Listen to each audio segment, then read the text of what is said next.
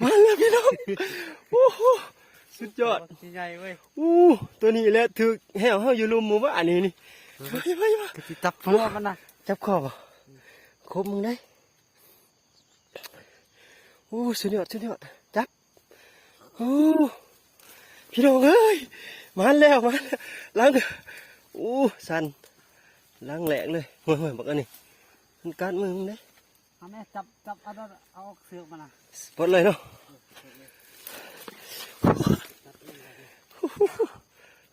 มันมาตายไอ้เต่า